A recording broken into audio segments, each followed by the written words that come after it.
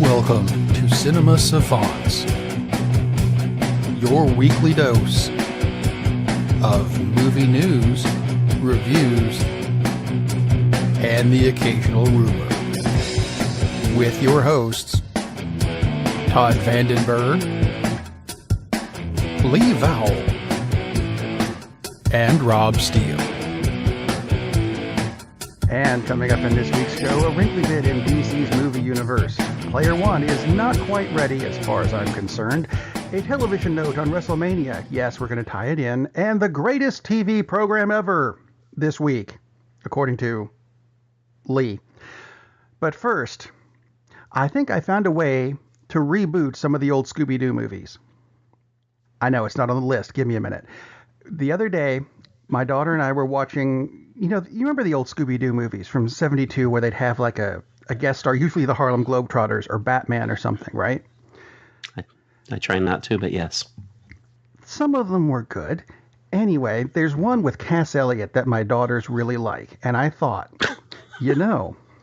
and this is just because of the looks that she gives the camera sometimes. If we remove all mentions of Cass Elliot and just call her Melissa McCarthy, we've completely revamped this show and can air it again today as a new episode. Is that a good idea? I don't know. I think it might work, and it would be cheap. It would work, but it's Scooby-Doo, so no. Okay, fine. We'll go into something that started off this week.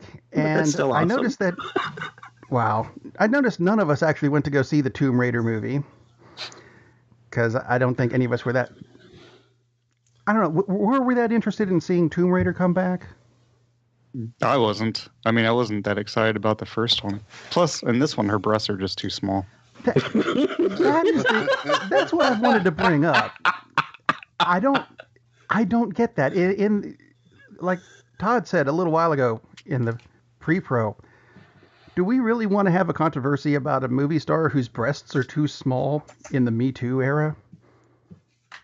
We can ask Ted. Ted's joining us this week. Hi, Ted.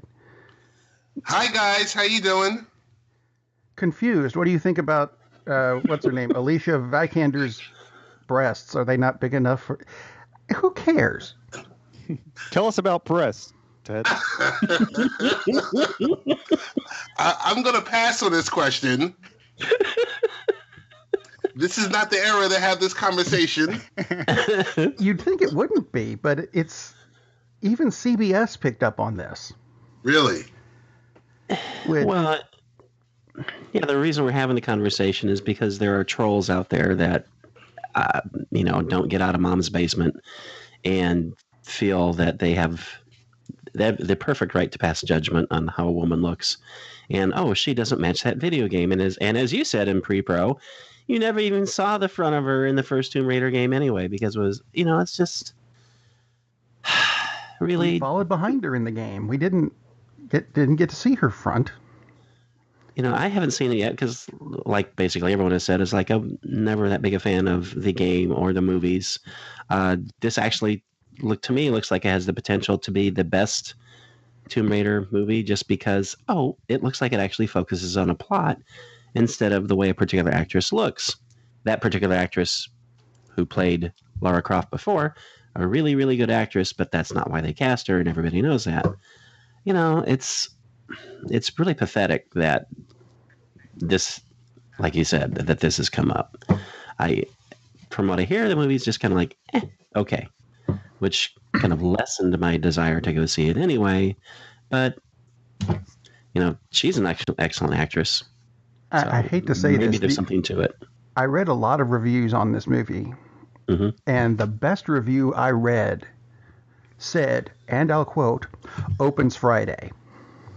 Oh. Wow. That's not the way you want to have your reviews go. No, I will say that I saw the headline of an article, "Will Tomb Raider beat Black Panther?" and it just made me laugh because even if it had fantastic reviews, it's like, nope, Not going to happen. No. It's like, why would, well, you would write that article and that headline just so people will click on it and then, oh, I saw your ads. Because there's no way on earth that would have happened no matter how good this movie was. Todd, So. that is called clickbait. Exactly. Okay, so it's got a 46 on Metacritic, which means Yeah, pretty much. Another movie that opened recently. I'm going to let Lee talk about this one because he actually went to see Red Sparrow, which looks a lot like what we want Black Widow to be, or maybe not. Is it? I know very little about this one. Has anybody else? Ted, have you seen Red Sparrow? I have not yet seen Red Sparrow. It's the script's written by Harry Woods, continuing his work with Redbirds from Red Robin to Red Sparrow. People can look that up if they want. That's way out there, by the way. Anyway, so Both people got it. You'll be fine. well, when the Red Sparrow comes bobbing along. So no, Red Sparrow is it's an action film, but obviously, and it's directed by Francis Lawrence, who's done a whole bunch of action films. He did The Hunger Games, Catching Fire, I Am Legend, Constantine. So I mean, it's as opposed to what I was talking about last week with the special effects for Wrinkle in Time, and I thought that director kind of lost their way. Lawrence obviously has a grasp on what he's trying to do. I just felt like this movie, Red Sparrow, it had scenes of brutality. There's a couple of rape scenes. The problem with the film is that even though I never like rape scenes, obviously, but you can have gratuitous violence if there's some kind of sense of humor at some point. Like a Tarantino film obviously has tons of violence. But I mean, the way he writes a script is there's also elements that are funny. There's no funny moments in this movie. It's basically just being hit over the head with a hammer, a very painful hammer. The actors are great. I mean, Jennifer Lawrence, Joel Edgerton, probably the main leads. There's an actor who I hadn't seen before, and maybe I just missed him and stuff, named Matthias Schoenaerts. He plays Jennifer Lawrence's uncle. All the actors are good. And I think the thing I found the problem the most with the plot is, and if anybody's going to see this, I don't want to give too much away, but basically what happens is Jennifer Lawrence's character is a ballerina in Russia, and basically the state runs her life, which she's not really aware of that they're doing. She's basically only a ballerina because they allow her to be a ballerina. She gets attacked by one of her fellow ballerina people, and it turns into I, Tonya. No, and so Beat me to it. But so she ends up having to join this Russian intelligence service where she gets called upon to try to weed out a double agent or a spy, basically. But she's forced to do this, and the whole reason she's doing it is that so she can pay for her mother who's ill.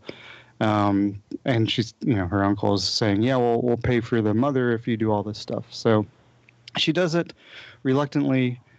She goes to a school for agents where it's extremely brutal at times. So it's the problem I had with the plot is it's kind of leading up to this deceit that she's playing on the whole time, but you're not aware, you're not in on the plot that's what's happening until later in the film, and you're like, oh, okay, I guess if I'd known this the whole time, the movie would have been more enjoyable instead of it looks like the film's just kind of looking for something to be entertaining, and then, oh yeah, by whoever's writing the script, not Harry Woods, but whoever wrote the script.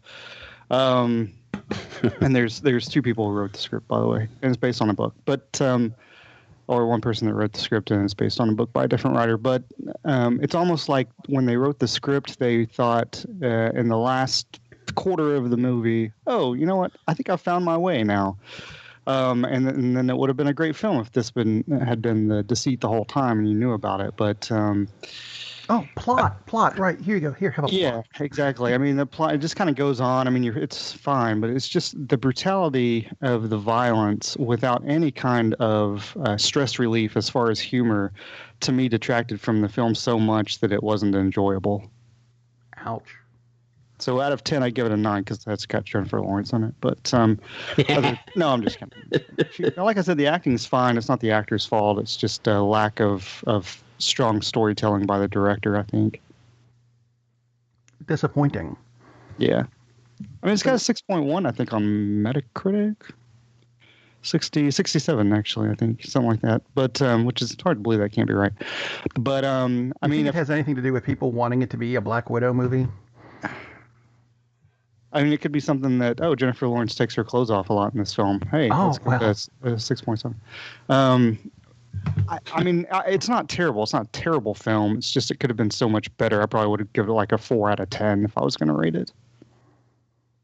Not the best rating, but No.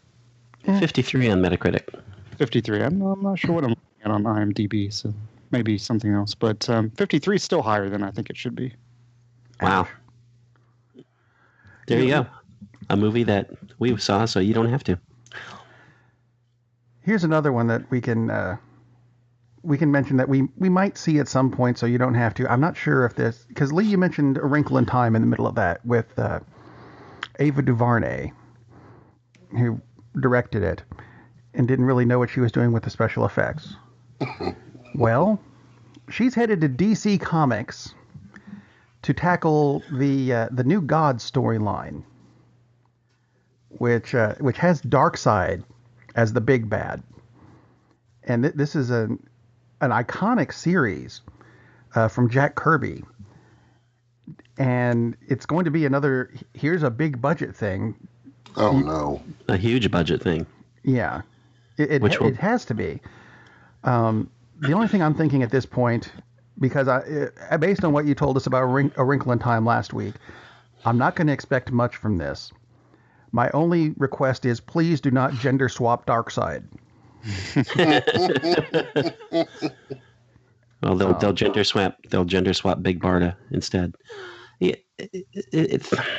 this to me is like, again, Warner's DC doesn't know what the hell they're doing, or maybe they should have waited to see A Wrinkle in Time before they said, "Hey, you're the right person for this gig." I mean, she's done the 2 movies that she's done that I have seen, the documentary 13th and Selma. Those are great movies. Like Lee said, it look, and I haven't seen it, but I trust Lee's judgment. And all the reviews pretty much match that too. Is that the special effects just overwhelmed her. So now you give her a property that's going to have more special effects. Basically, it should look like the end sequence of Doctor Strange, because the whole thing is this bizarre other world. It's going to be, that takes place on Coruscant, even. You know, it makes no. When I saw that, it's like, you've got to be kidding me. That makes zero sense. You know, and hopefully, you know, she'll have figured it out and mastered it, and it'll be a good movie. That would be great. But damn, it's like, are you serious? Let's take someone whose major failing was that, the special effects kind of overwhelmed the whole story for her, and give her this property, which is just a VFX extravaganza. It's like, they're going to tone down the special effects. It'll all be shot in Brooklyn. Yeah. That way Ted can have a cameo. Holy crap. Ted is playing. Aren't you playing Darkside, Ted? Oh! Not the gender swap I am version. offended. Why are you offended? Darkseid's I'm one of the offended coolest because you characters. just said I'm going to be playing a woman. I said not the gender swap version. You'll have to channel your grumpy side for this one, Ted. Okay. You know, is this once again why Marvel gets it right and DC in the cinematic world gets it wrong? It looks like it's headed that way. Unfortunately, Darkseid's one of my favorite characters in the DC universe. And when I read this, I thought, maybe not any. Well, he'll still be one of my favorite characters, just probably not this version. I can't see this going well. I want it to go well. I hope she does do good with this. I'm not wanting her. I don't think any of us want her to fail.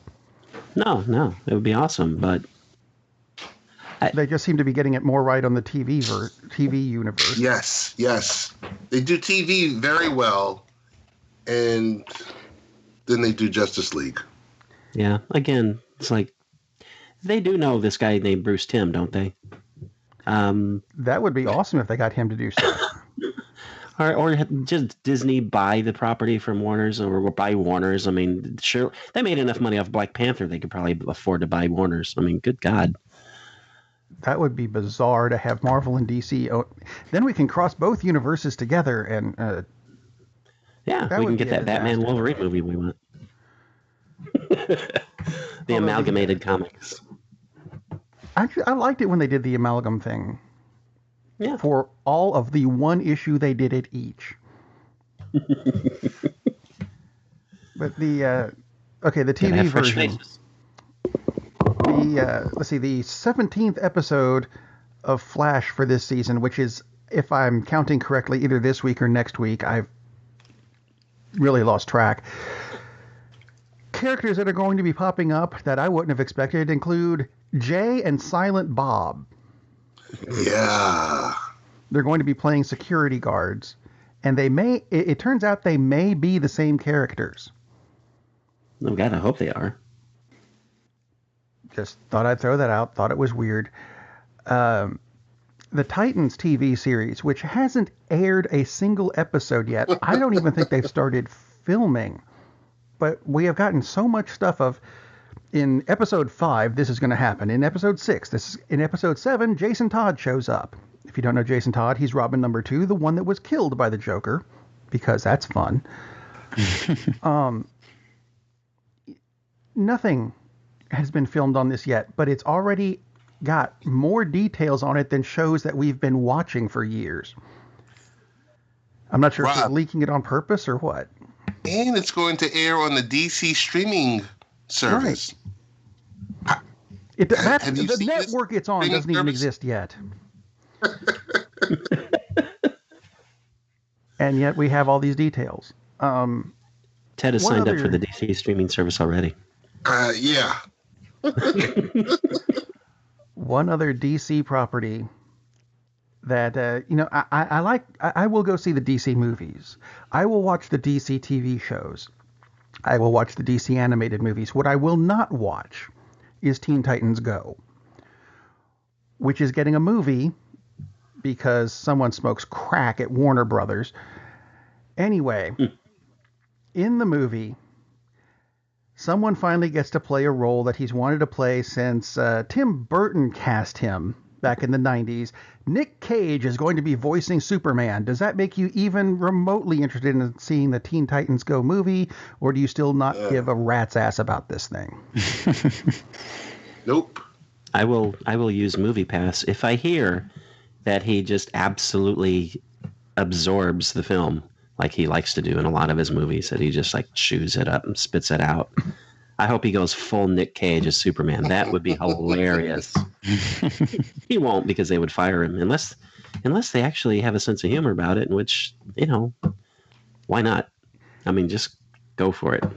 Just make this thing completely bizarre. That might make it watchable, but I doubt it. It's something that I've read where everyone who has ever worked on this series has said it is the least intelligent thing they have ever worked on. But for some reason, it's still popular. This is the series that makes the least sense to me in the history of everything ever. Everyone who works on it says, God, this thing sucks. But it keeps getting renewed every year. And they're going, why do you renew this? Speaking of things that... that shouldn't go over. This might go over, although I want to get your guys' opinion on this. Denis Villeneuve, because he's French, is redoing Dune, which was a very bizarre movie and an even weirder miniseries, but a good and long book. But because it's a long book, he says he's going to be doing Dune as a 2-part movie. Do you think that would go over today? With, I would put Dune in the same category as like Blade Runner, in that I fall asleep during both of them, even though they're good stories. Well, they made 3 movies out of The Hobbit. which Yeah, is exactly. really just should be one, not even that long of a movie, really. Yeah. So it's just the way you make money nowadays, right? You take a book and you split it up into as many movies as you possibly can and hope they make money. Yeah, that's what surprised me is that he's announced it's going to be 2 movies instead of a trilogy. So, it's if, and I think he's doing it because he's got integrity. So I think he's doing it because he actually thinks this needs to be 2 movies. Because really, if you're going to do it correctly, yeah, it needs to be 2 movies. I mean, you can't like The Dark Tower. Should that have been a 90-minute movie? Probably not. It's the same thing. It's like, well, if you're actually going to do a decent job, yeah, it should be more than 1 movie. But we'll see what happens with it. It doesn't exactly, like you said, doesn't exactly have a great track record of adaptations. But this guy can, if anybody can do it, I think he can. It's going to be interesting to see, I think. Speaking of seeing things that, I don't know, I hadn't heard of this movie before you mentioned it in the pre-production. Deadpool?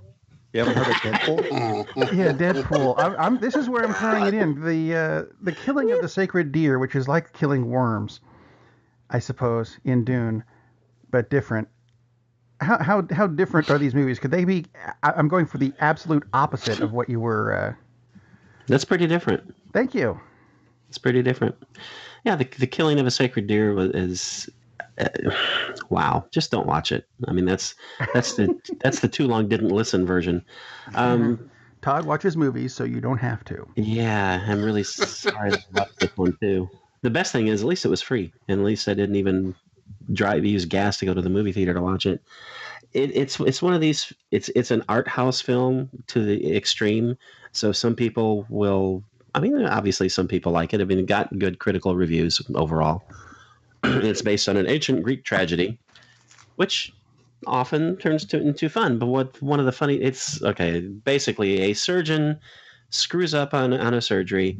The son of the person who died on the table later on basically curses this man's family without actually them saying he cursed it. But he's causing his son to slowly die, and then his daughter to slowly die, and then his wife will be next. So the surgeon is faced with the prospect of, I have to accede to this guy's wishes, which basically he's going to have to sacrifice one of his family members to keep the others alive. And it sounds really cool. And it's Colin Farrell, and Colin Farrell is awesome. And it's Nicole Kidman, and Nicole Kidman is awesome. Normally. In this film, the direction is they do it completely deadpan. So you have extremely charismatic actors with 0 charisma, because that's how they're directed to act. Obviously, this was intentional. I don't understand what the purpose was, because it makes what could have been a really good movie into an awful piece of crap. And the reviews are hilarious, because virtually every review by viewers is either a 1 or a 2 or 8 and 10. I mean, there's nothing in the middle. It's either, wow, this movie is great, or what a mess, this film could not connect with the audience. Cold, stilted, and irritatingly obtuse. Or much more than a psychological thriller. It's really, really strange.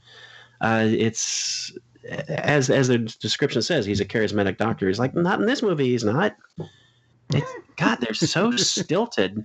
It's as if he took 3rd graders and said, all right, pretend you're a piece of wood. Be the wood. And there they are. Written by Hayden Christensen. Yeah, you can't. Hayden Christensen. Oh my God, he's like Meryl Streep, and I don't know.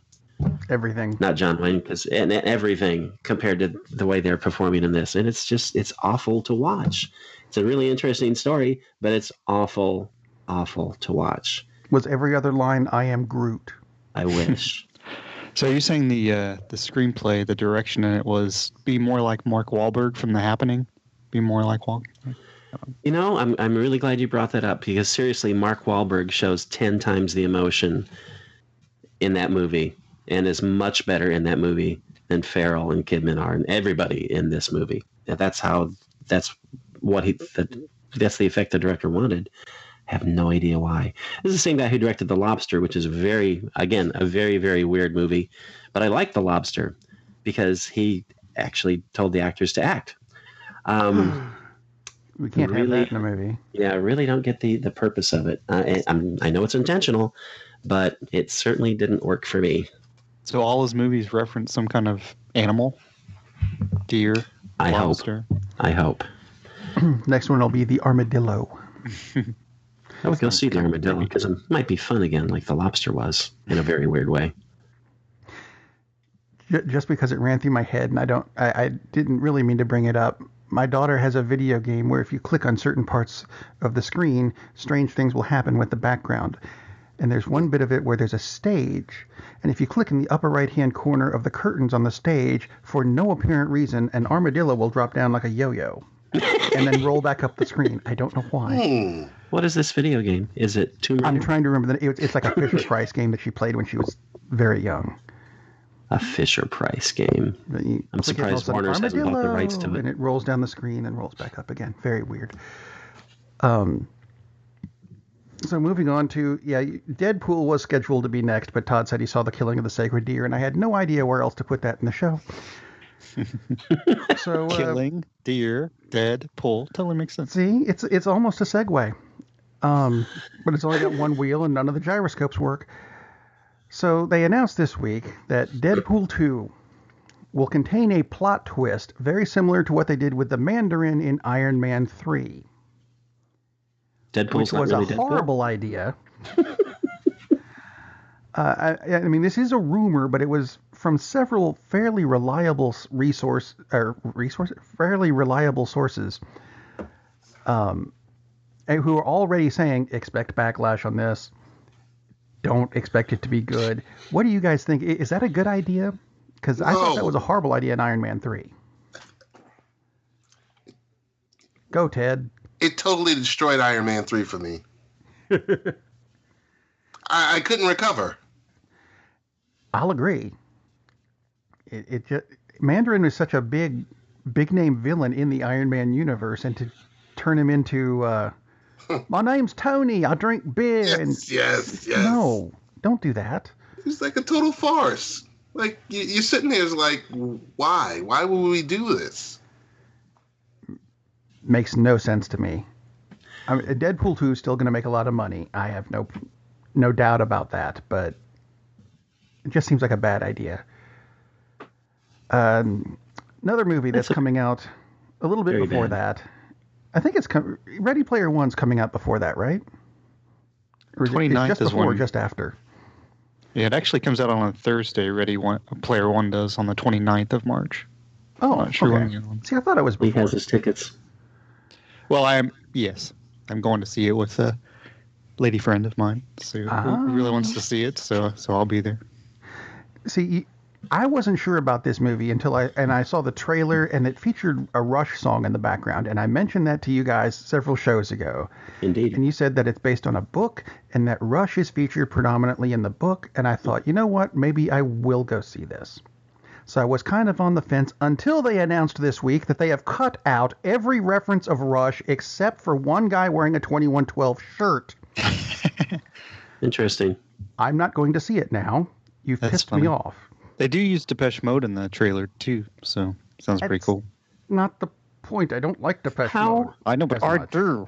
How exactly do you fail to secure the rights to Rush music, but you manage to secure the rights to virtually every pop culture thing in existence to make this movie? It's not a rights thing. It's not a rights. They have the rights to use it. Oh, they just decided to cut it out. Oh my God! Maybe they decided to make the movie good. No, I'm just kidding. I'm totally kidding. I can cut you out of the show. Joking. Totally joking. Show's over.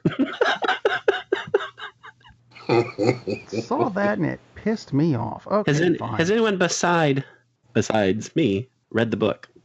No.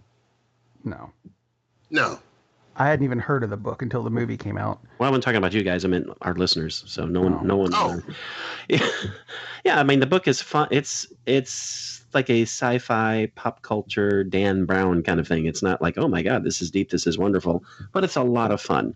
and it's because of all these pop culture references. And I thought, oh, this will be a cool movie. So I had a conversation with my daughter, which started off with, if you see Ready Player One with human money, I will disown you. So, yeah. Movie pass it is. Yeah, movie pass it is, exactly. I'm not quite sure where the hatred came from for the property, but because they said, oh, come on, it's got Iron Giant.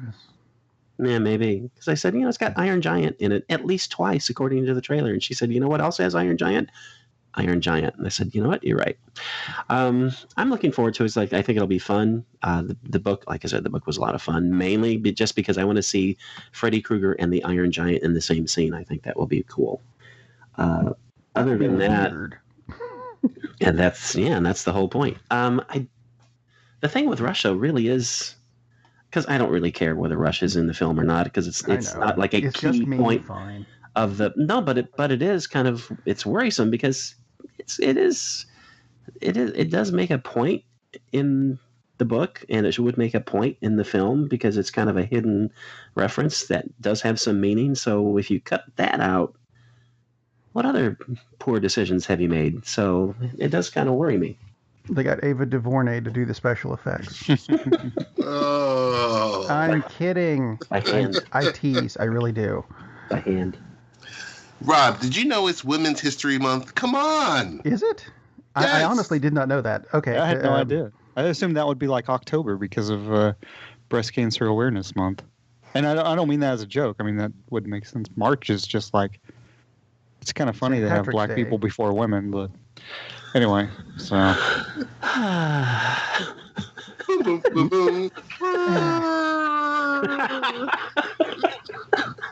Moving on to, oh great, we're going to Die Hard next. The jokes just won't. Oh, perfect.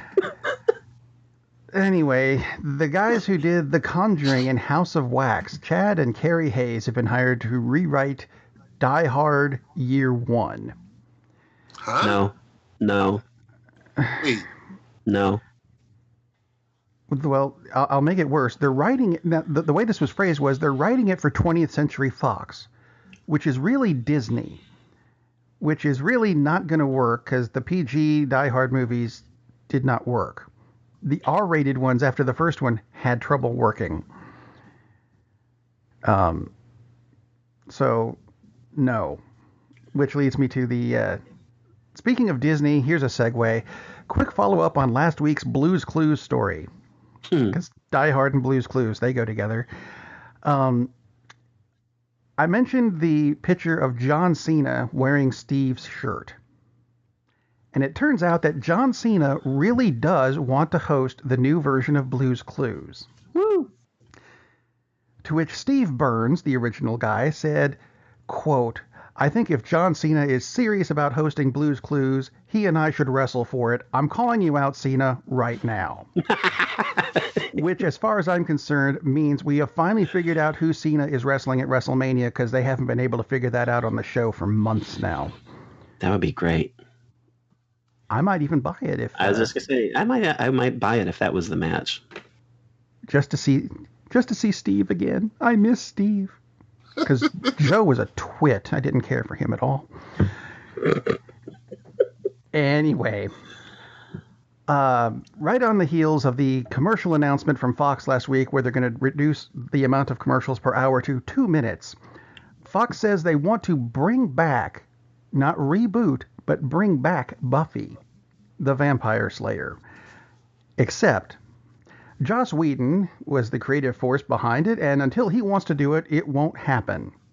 So, Joss, I would like you to recuperate from the Justice League as long as you need to, and bring back Firefly before you bring back Buffy. There you go. Yeah, I think that'll work. So wait, is he in or out of Batgirl? He said he's out. Oh, okay. Which I think is sad, because I thought that would have been a good movie. I just want him to make Dr. Horrible into a series. I think that would A series on TV or a series of films? Oh, TV. Yeah. Okay. If anybody hasn't seen Dr. Horrible, it's actually, they did it during the writer's strike. Neil Patrick Harris is Dr. Horrible, and such a farce, but it's really, really good. It's really, really well done. Joss Whedon wrote and directed it. Well, actually, let's see. Doctors and TV series leads me into a next segment, which even has a review in it. Doctor Who news, of which there is a little bit this week. Alan Cumming is going to be popping up in an episode this coming season. He'll be playing King James I. That ought to be interesting. Yeah. It's actually funny because he's Scottish, and King James was also Scottish. That's I don't. Yeah. There we go. And I know Lee said he was going to start watching Doctor Who, and I know he hasn't yet, but that's okay. I have not. Yeah. Something you can start with, though, and this was interesting.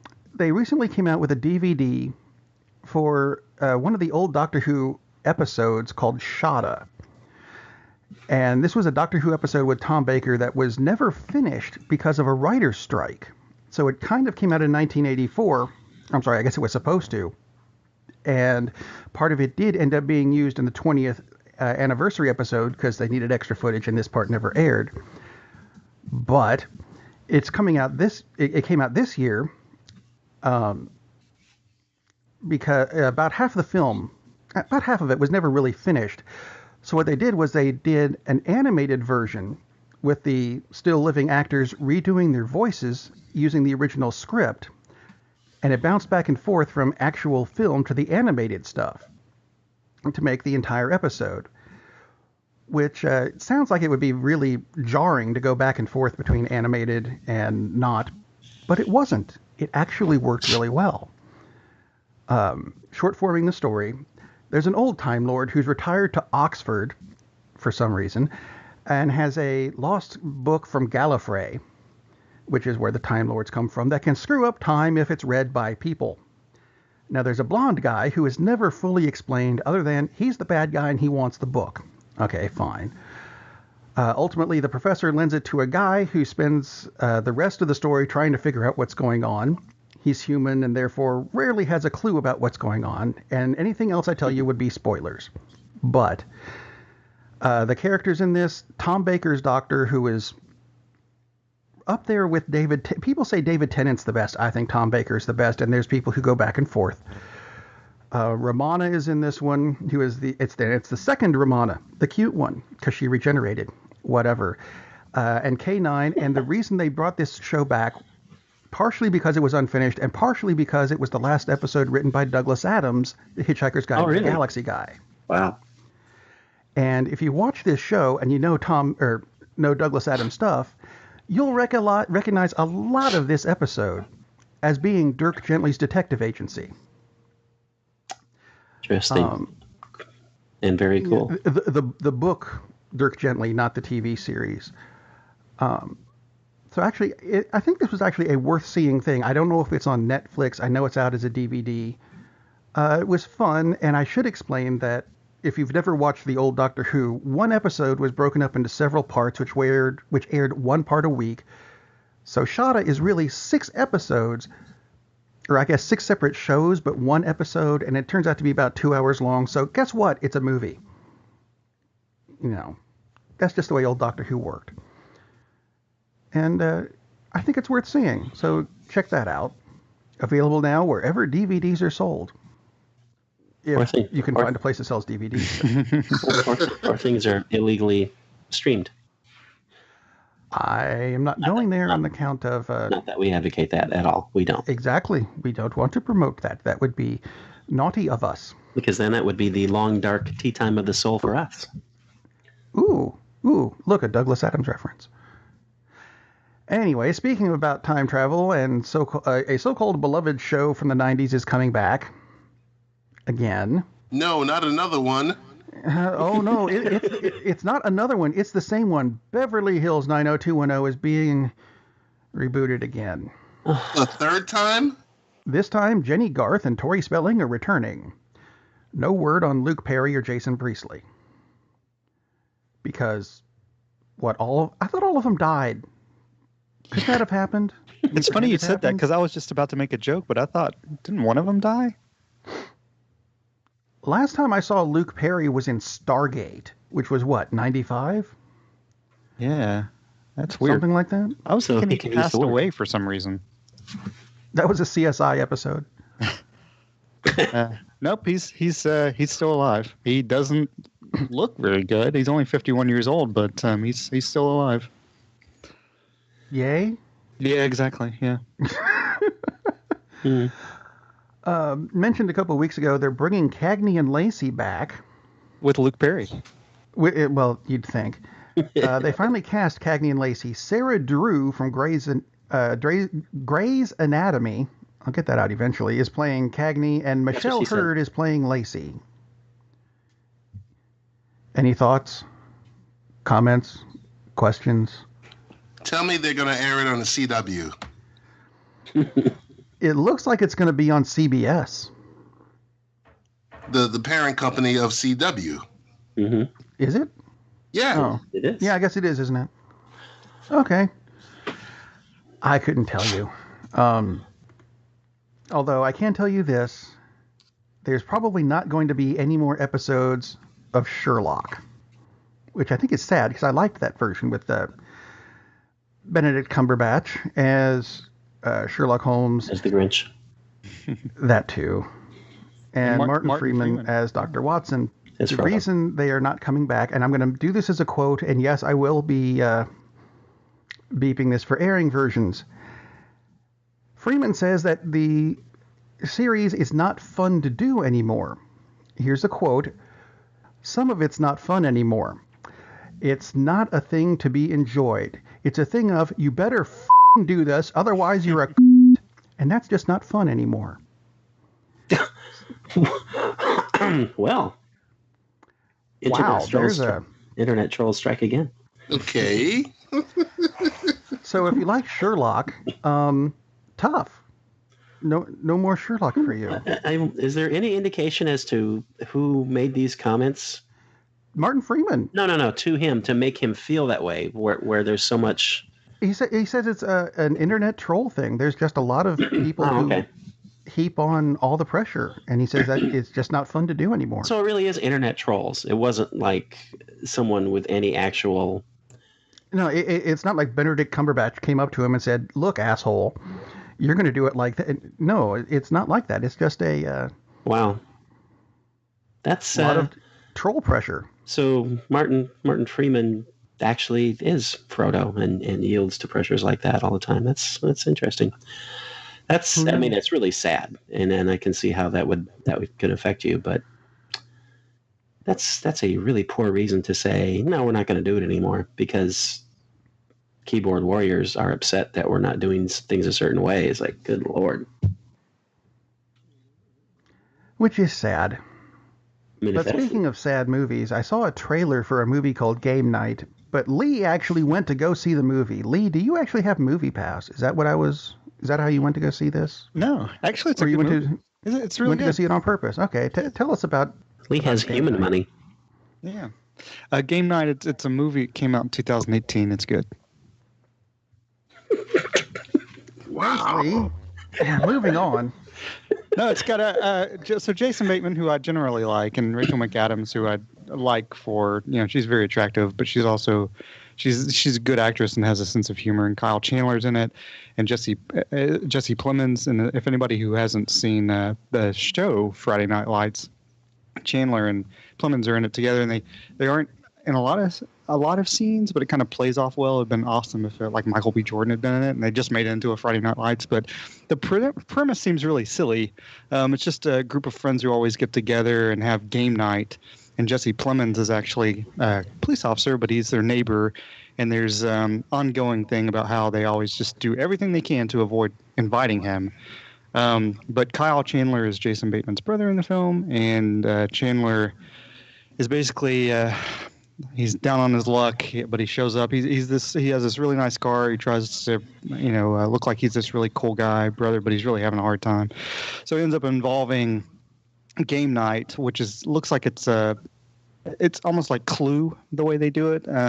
As far as that's what it's supposed to be. You're supposed to have somebody come in and like break into the house and take one of them, and they think, oh, this is all game for a while, and then they realize it's not. But The thing that I said earlier about that horrible movie, which I talked about, Red Sparrow, this movie also has a lot of violence in it, but it also has a lot of humor, and it works off.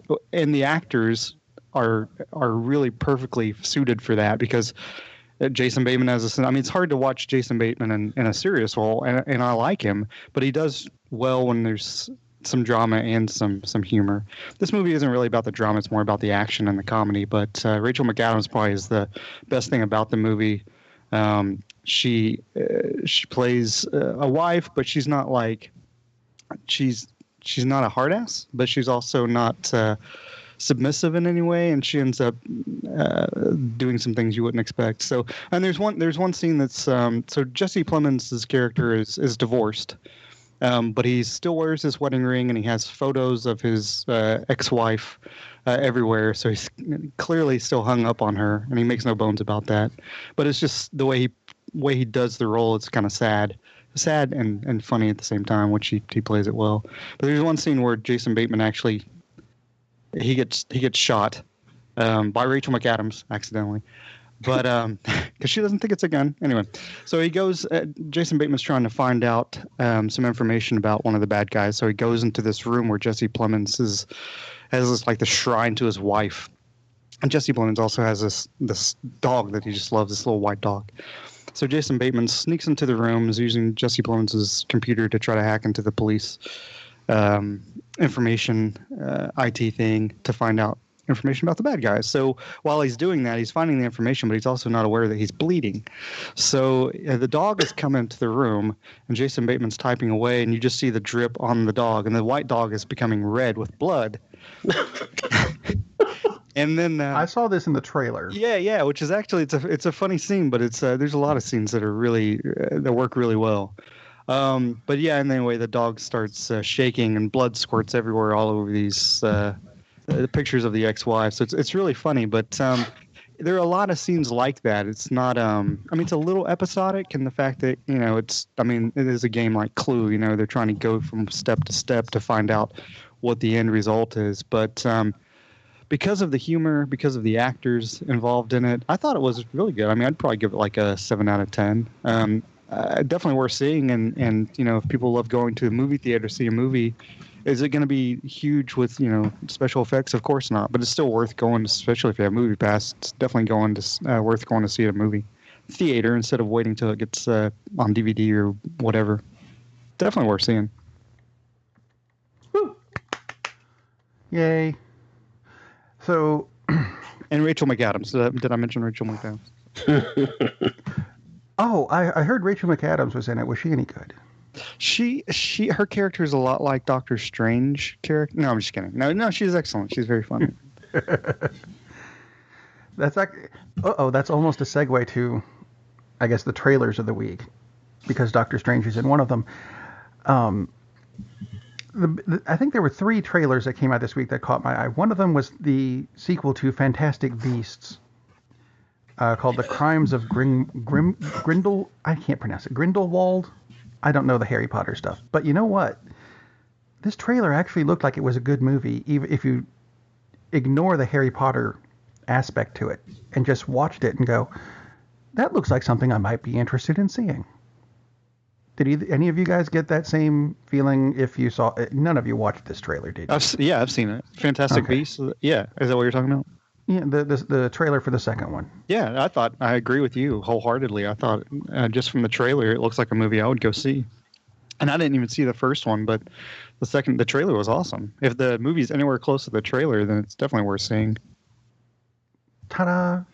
See, I finally got something right. I saw another trailer for a movie called Axis, which have any of you guys seen the trailer for this? And can you explain it to me? Because I did not understand it. Have not. I did not. There's several things that I didn't get. First off, there's a guy who is apparently our main character that I do not recognize. I don't know who the actor is or anything. Basically, he's sitting in a car having several different Bluetooth conversations with people. Most of them seem to be the cast from Criminal Minds. I don't know why. I have no idea what the plot is. there is nothing other than this guy talking in his car, which sounds like it would be a really boring movie, and it made for a really boring trailer. And then it said, finished this. Now, this is a new trailer. It finished by saying, coming summer 2017. Which is weird, because, I just looked it up, and... Last year. What the hell? Yeah, apparently it was released in September of last year. I'd never even heard of it. And it's got Sam Rockwell. He wasn't in the trailer. Which makes... Maybe he was one of the voices that I didn't recognize. I don't know. It was just a bizarre thing that here's a new trailer for something that came out last year. What? How? Yeah, that's interesting because you look at the cast and everyone you listed know. says voice. Yeah. Well, it's got an interesting history. It looks like the film marks the feature film directorial debut of Aisha Tyler, who raised funds for the project through a Kickstarter campaign and premiered at 19th Annual Sarasota Film Festival. So it looks in April of last year. So it looks like one of these, somebody's just pet project that they had a drive to do. So, you know how those films, if it's not a big budget thing, it kind of takes a while. Yeah. It was just weird to have it, to see, here's the new trailer. That's weird for a trailer to pop up for a movie that came out last year. Very weird. I guess the big trailer of the week was the Avengers trailer. And I found out some interesting news just before the show started. One of the big things people are wondering is, where's Jeremy Renner? Why is Hawkeye not in this? It's because Hawkeye is not in until the 4th Avengers movie. He's not in the 3rd one at all. People wondered where Paul Rudd was. Paul Rudd has here's a pun, has a small part. Very small. Very quick. Because Ant-Man and Wasp is coming out shortly after. So that's where you can get your Paul Rudd fix. He's not really going to be in the 3rd Avengers movie. And I didn't catch this. And I should have, and I will flog myself later for not catching it. Jeremy Renner and Paul Rudd are not mentioned on the movie poster. So we really shouldn't be expecting them. But it didn't occur to me, as I was reading the names, that Peter Dinklage is on the movie poster. Really? In the name. I have no idea who Peter Dinklage is playing in Avengers 3. Did you guys even know he was in it? Because somehow I missed that. I think he plays the station agent. Pretty sure that's what he plays.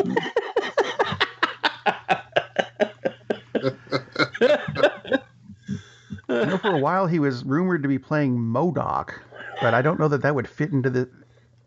How are you going to wedge MODOK into this movie? Because he was a... Don't waste the character of MODOK in this movie. There's, like you said, there's 70 major characters. It's like, let's not try to something like that. Fit that whole storyline. Save MODOK for the 4th version of the Marvel Universe, please. Weird. So what do you guys think about this trailer? Does it make you want to see the movie more than you already wanted to? For me, I don't know if that's possible, but I really like the trailer. I'll just put it that way. The last scene in the trailer is like, oh, yes, this is what I've been waiting for what, 10, 12, 15 years? How long have they been doing this? Yeah.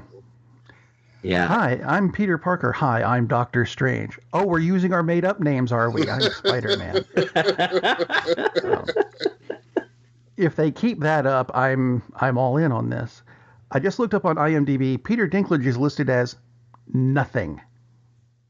Everybody has a name next to them. Robert Downey Jr. is Tony Stark. Nice. And Zoe Saldana, Zaldana as Gamora. And Peter Dinklage as... Interesting. Yeah. Who knew? Although it's interesting that Jeremy Renner is listed as being in the movie, even though they've just announced that he's not. Weird. Anyway, we're running out of stuff, so we're going to close with a new segment that Lee came up with. It's the greatest TV program of all time this week, according to us. It'll change next week, because that's the way the segment works. Lee, what is the greatest TV program of all time this week? Cagney and Lacey. Ah, okay. No, it's Thank you and good night. So to me, the greatest TV show, and I have we all have TV shows that we all love, and most of mine actually go way back. Growing up when we didn't have so many channels, like MASH, Just not for Doctor instance. Who. Fine, I get it. Right. Well, and maybe one day, I'm not ruling it out. But to me, the show that I got the most enjoyment out of is Mad Men, because of the fairly short story arc and the Don Draper character. And John Hamm is just, you can watch John Hamm in a lot of stuff like Unbreakable Kimmy Schmidt. I don't know if you guys have seen that, but he plays a silly character. And from what I understand about John Hamm is he's kind of a silly guy. But if you watch Mad Men, you would never get that because John Hamm is so Don Draper. And really, he works in for people who haven't seen Mad Men, and shame on you, you should have. But, it's about an advertising agency in the 60s, and that's really what it's about. It's really about the 1960s and how we go from this conservative period in 1960 until this more liberal period in the late 60s, and Don Draper is having to adjust to that. And the advertising world where he works is adjusting to that, bringing in women in prominent roles and African American. So it's a great show because it never tries to be anything that it's not, if that makes sense. It's never trying to, okay, we started off this way, and even though that clearly there is an arc to the story, it's never like, about halfway through we need to switch it because we want to get more fans, we want to make more money and bring in new fans. It never tries to be anything other than what it is to me, and Todd, I know, has seen it. And it's created by the same person who did The Sopranos, so it's well done, and he has total control. Matthew Weiner has total control over the process. But Elizabeth Olsen is in it. John Hamm is in it. There's so many good actors that are in it, but they each are playing the role to me to perfection. There's not a character in the show that you're thinking, I kind of wish they weren't in it. They kind of detract from, even the smaller characters who become a little bit more abundant later in the show. None of them are, this is kind of a waste of my time. To me, the show was perfect from the show one until the very end when we made a joke about this earlier, but when Don Draper is just sitting there after going through this huge personal conflict of self-doubt, really, and he ends up, you think maybe he came up with the Coca-Cola. The what's the song? Smile. Have a Coke and a smile. Yeah. Well, I'd like to teach. Like to teach. Yeah, like to give the world a song or whatever. But yeah. Anyway, he's just sitting there, and so the great moment about the ending of the series is it leaves you. I loved how it was open ended. You're not really sure what's going to be the next step for this character or what happened to Did he create the Coke ad? Is he just literally going to sit on this beach in a place you would never expect that character to be at in the first show? Because it's ongoing. Like really any great TV show would be. You don't want the characters aren't dead. They still go on because of your enjoyment in the show. And I thought that open-ended ending to Mad Men was phenomenal. But Todd might be able to jump in here and give a few things about Mad Men too. I know you enjoyed it as well. Well, the best thing about Mad Men is Iron Man's dad is in it, and one of Bill Murray's brothers is in it. Those are the only two. Yeah, I absolutely agree. I mean, it's a phenomenal show. It's amazing. It has its comic moments. It's a serious drama, but it's perfect the way it's portrayed. I mean, you believe that these characters are real, which is what any kind of entertainment should be. You should be invested in the characters. It's great. Absolutely great. I second what my brother Lee has said. Ted, any comments on Mad Men? No. Ted? Okay. Ted disappeared. No comment. That is actually a show I never got around to watching, but I will now, based on your reviews, because it sounds like it always sounded like a good series. I just never got around to it. Yeah. How many episodes per season? Say that again? How many episodes per season? Oh my gosh, it's AMC, so it's what, 16, 18? No, it's not even that many. Yeah, I think it's 13 or Looks like something. 12, 13. Yeah, I think 13. Oh, it's doable. It's doable. Okay. I can have that done by this afternoon. Yeah, exactly. It's one of those shows where it's 23 episodes per season, 23 episodes, and you're like, okay, when do you ever expect me to watch all of this? It was when AMC was doing, like, they would do Mad Men for 13, and then they would do Walking Dead for 13. So it ended up all being a year. Those 4 main shows. And what's the other one? Breaking Bad. Yes, Breaking Bad. Yeah. Okay. And we've talked about this before, but isn't it weird that it used to be? I mean, Springsteen is the one who did the song, didn't he? About on the channels, nothing on. Although it sounds more like Paul Simon, but there's so much good stuff on television now. There literally is not time to watch everything you want to watch, which is very weird and very different from the time when there were 3 networks, and if you were lucky, you actually got all 3. And then your local UHF station, which showed Bozo the Clown. So PBS, where you watch Sesame Street. and PBS, exactly. Not HBO, damn it, that's just wrong. Yes. Anyway, that pretty much brings us to the end of another episode of Cinema Savants. We'd like to thank you for listening, and if you have any questions or comments or anything, go to the website, cinemasavants.com. There's buttons for Facebook and Twitter and email addresses and everything. And we'd like to thank Ted Hicks for joining us again. And listen to him on Late Night Parents. Tell us about that real quick, Ted. Catch the show on Sundays, 7 p.m. Eastern Time, 12:40 a.m. WGBB. That's in New York. Or just go to 12:40 a.m. WGBB.com at the same time, and you could be anywhere on the internet and listen.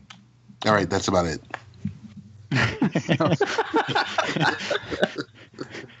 That'll do. So, until next week, have a good week. Be safe and all that good stuff.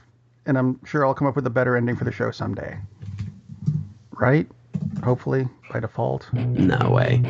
No, not going to happen. No. Good night, everybody. Captain, we're losing power in the warp engines. I think we should be leaving now. I'm going to go home and sleep with my wife. And on that unusually harmonious bombshell, it is time to end. I am very disappointed! Man, we have a weird job. It's shameful, but it's a living. And like that, he's gone.